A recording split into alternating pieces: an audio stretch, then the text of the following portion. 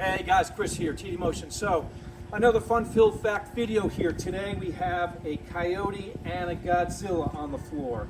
And we're just going to talk about some of the similarities, some of the differences, maybe the pros and cons with each of them, if you want to call it that. So, let's just start with Godzilla. I have my little cheat sheet here to go off of. And talking about the production engines here. So this has been upgraded with a lot of stuff, but factory-wise, this puts out 430 horsepower, 470 pounds of torque. So lots of torque behind this. The Coyote engine, this one, which is a Gen 3, 460 horsepower and 420 pounds of torque. So similar, not too much difference there. Of course, the Godzilla is going to give you a little more torque there. The Godzilla is a pushrod engine, 10.5 to 1 compression. The Coyote engine is a overhead cam engine, dual overhead cam engine, and puts out about 12 to 1 compression. So there's some differences there. Both are variable valve controlled, so you can lock out the timing if you need to on both of them. It's not necessary if you're talking something in the 500 horsepower range. Found that the Godzillas, you don't even have to bother locking out the timing, and you can still get gobs of power out of this motor here. As we mentioned here, these both have a lot more power potential with upgrades. For the Godzilla, it could start from the internals with maybe a little more compression to a camshaft, work to the cylinder heads. This one has a ramjet intake, a much larger throttle body, 102 millimeter throttle body. So it's really going to suck in a lot of air and produce power. So this one's probably in the ballpark around 550 horsepower. The Coyote, nothing was really done with this one.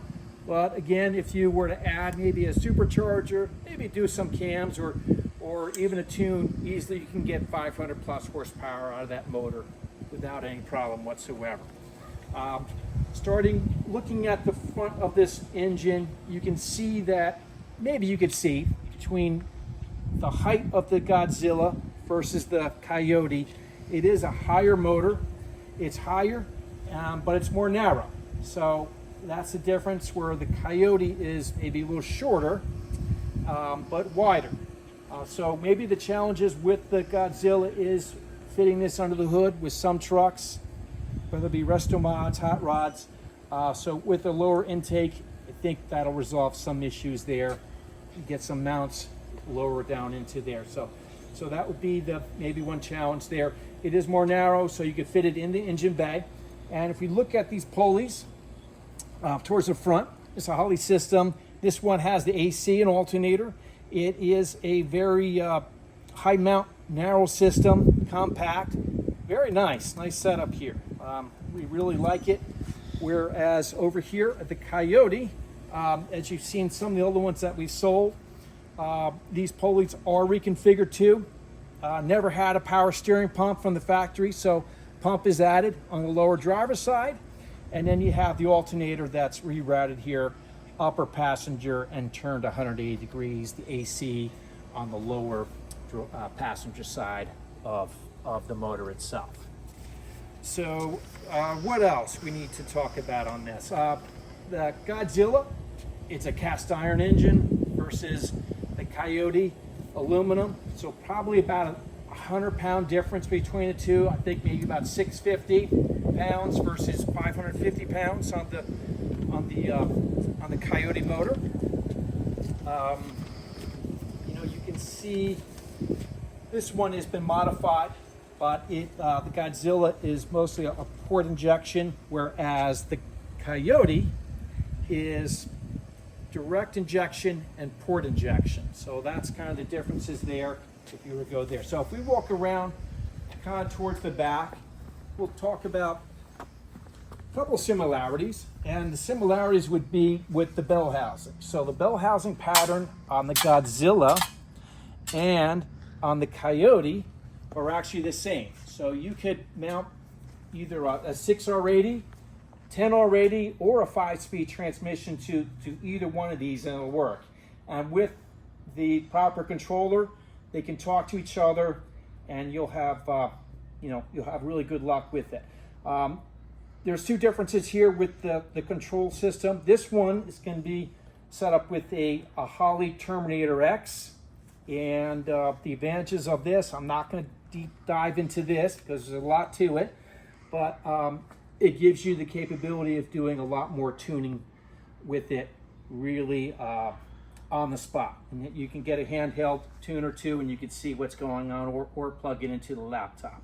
Whereas over here on the Coyote side, this is a Ford Performance Kit, so gonna be a little easier to hook up, and you still can do some tuning. You can get a Lund tune on this and get some good parameters set on it. But I'd say it's going to be a more user-friendly hookup for this versus the Terminator. You have to have a little more technical knowledge to hook it up, at least initially. So that's a whole synopsis. If we just come around the front again, wait for the cameraman to catch up here. As far as the pros and cons, I wouldn't necessarily even call it that. They're both solid motors. Godzilla's starting to take traction, but it still has some catching up to do, at least at this point while making this video with some of the aftermarket stuff.